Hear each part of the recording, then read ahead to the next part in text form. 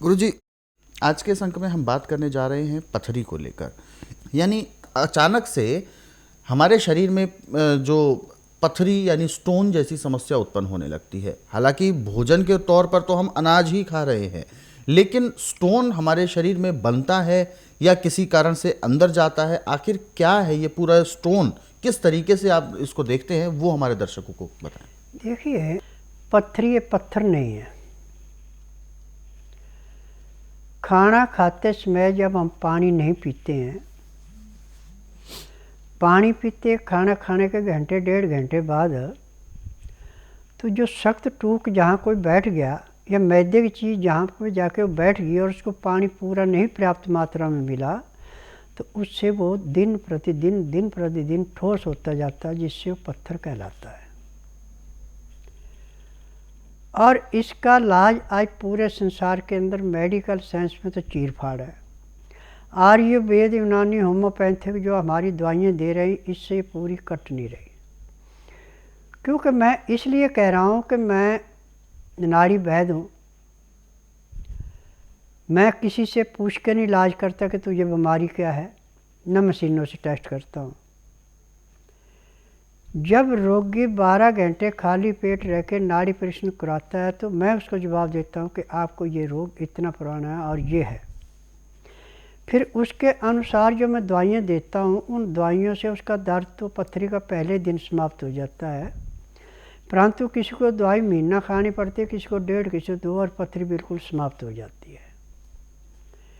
और जो उसको नियम समझाए जाते हैं, उन नियमों को अपनाएगा तो दोबारा ज़िंदगी में पथरी नहीं बनेगी। परंतु यदि लापरवाही करेगा तो पथरी फिर बन जाती है।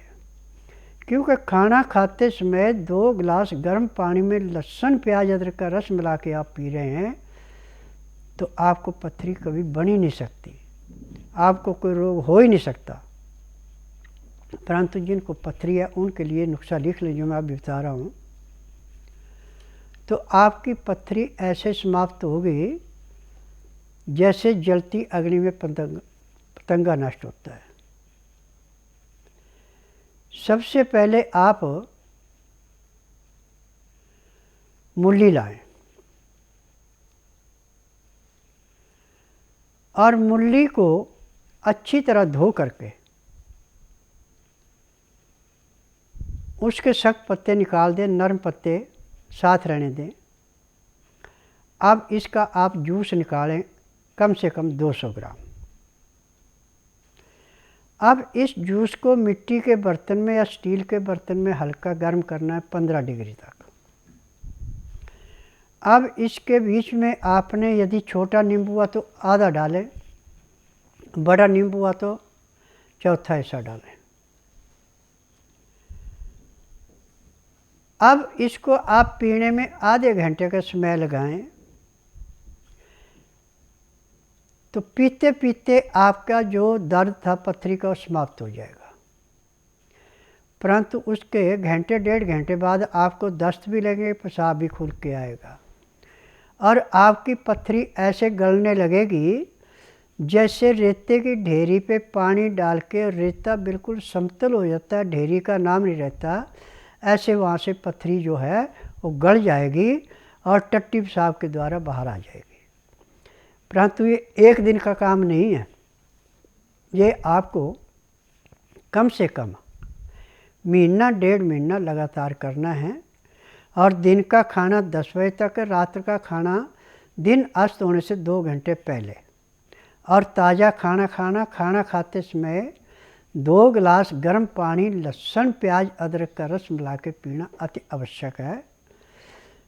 दिन का खाना खाने के बाद 10 मिनट घूम करके आप 20 मिनट के लिए सब आसन लेट जाएं, फिर 5 मिनट के लिए बाईं साइड करवट लें, 3 मिनट के लिए दाईं साइड करवट लें। उसके बाद उठ के अपना काम करें जो भी करना है। और रात्रि का खाना खाने के बाद कम से कम आधा घंटा सैर करें, चाहे अपनी छत पे करें, चाहे बालकनी पे करें, चाहे पार्क पे करें, चाहे रोड पे करें। 1.5 घंटा उसके बाद आप विश्राम करें, उसमें आप धार्मिक किताबें पढ़ें या धार्मिक सीरियल देखें। और सुबह 4 बजे उठ के आधा घंटा कपालभाति, 15 मिनट भस्त्रिका, 8-10 बार अग्निसार, 15-20 बार जयी, 25-30 बार भ्रमणी, 1 घंटा लोन विलोम करना अति आवश्यक है। इसके बाद यदि आपके पास टाइम है तो मंडूकासन, पवन मुक्तासन, गौमुखासन, शवासन, सर्वांगासन, हलासन, शीर्षासन, 1-1, 2-2 मिनट इनको भी कर लें। तो मैं दावे से कहता हूँ, पथरी की बात क्या, आपको ज़िंदगी में कोई रोग हो ही नहीं सकता। जब तक आपके शरीर के अंदर सांस है, आपको किसी डॉक्टर हकीम के पास जाने की ज़रूरत नहीं पड़ेगी।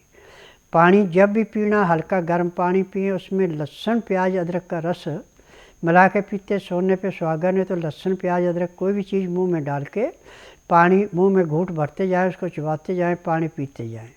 और पानी हमेशा बैठ के पीना। खड़े खड़े पिएंगे तो घुटने टूटेंगे, बैठ के पिएंगे तो वो आपको घी जैसा काम करेगा।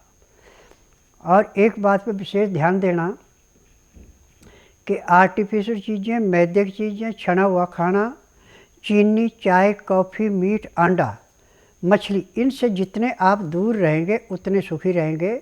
हरी सब्जियां पत्तेदार ज़्यादा से ज़्यादा खानी हैं। और इसमें हरी पत्तियों को हमेशा बंद मुंह वाले बर्तन में बनाना, ढक्कन देके भाप में पकाना है। यदि इसकी भाप निकल जाती है, खुले मुंह में कढ़ाई में बनाते हैं, तो ये आपके लिए कचरा है, ये इसका लाभ कोई नहीं है। परंतु जब आप बंद मुंह वाले बर्तन में बनाते हैं, ढक्कन दे के, उसकी भाप उसी में रहती है, तो ये सब्जियां, हरी सब्जियां, पत्तेदार सब्जियां आपको एक किस्म का अमृत का काम करती हैं।